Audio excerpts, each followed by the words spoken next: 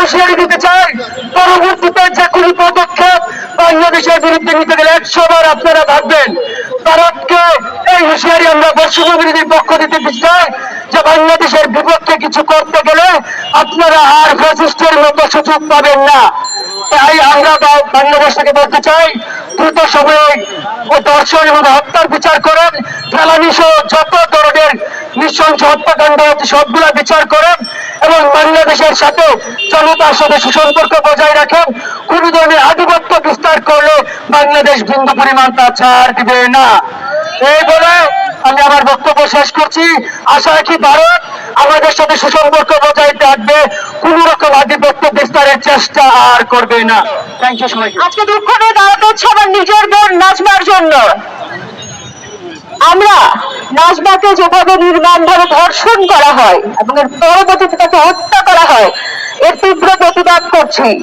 আমরা চাই রাষ্ট্রীয়ভাবে এখন আর নত যেন না দেখিয়ে বিচার যেন নিশ্চিত করা হয় এবং এর জন্য একটা জোরালো পদক্ষেপ যেন নেওয়া হয়। আমরা চাই আমাদের রাজনৈতিক দলগুলো এই বিষয় নিয়ে কথা বলুক। আজকে আমরা সবাই এখানে এসেছি বাংলাদেশ সহ অন্য কোন রাষ্ট্রে কোন নারীকে কখনো যেন ধর্ষণ এবং হত্যা না করা হয় সেই প্রতিবাদ নিয়ে। ধন্যবাদ সবাইকে। আজকের এই প্রতিবাদ সমাবেশ, সেই প্রতিবাদ সমাবেশে এই মুহূর্তে বক্তব্য রাখবেন ঢাকা বিশ্ববিদ্যালয়ের আন্তর্জাতিক সম্পর্ক বিভাগের মেধাবী শিক্ষার্থী সাকিব আহমেদ। বক্তব্য রাখছেন সাকিব আহমেদ।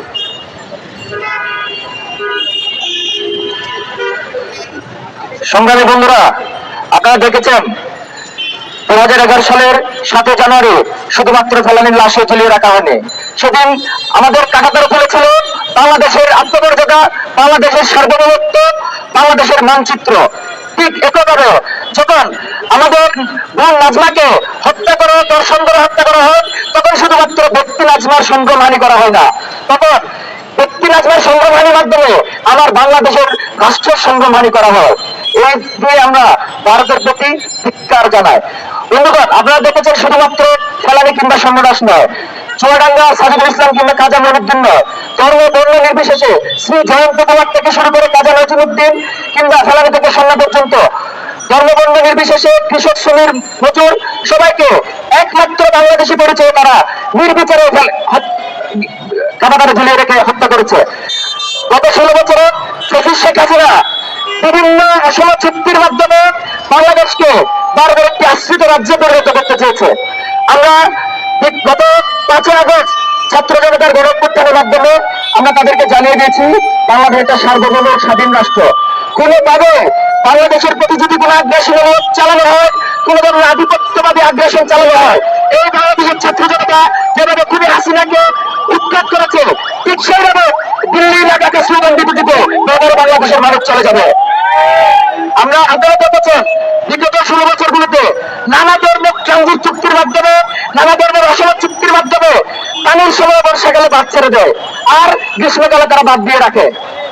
এই ধরনের অসম চুক্তি আমরা চাই না। আমাদের সাথে একটা রাষ্ট্র সম্পর্ক হবে একটা স্বাধীন সার্বভৌম রাষ্ট্র হিসেবে, কোন আশ্রিত রাজ্য হিসেবে না। যে বাংলাদেশকে আশ্রিত রাজ্যে পরিণত করতে চেয়েছিল আমরা তাকে উৎখাত করেছি। যে বাংলাদেশকে একটি ভারতের দালাল এজেন্ট হিসেবে নিজেকে নিয়োজিত রাখছিলেন আমরা তাকে উৎখাত করেছি।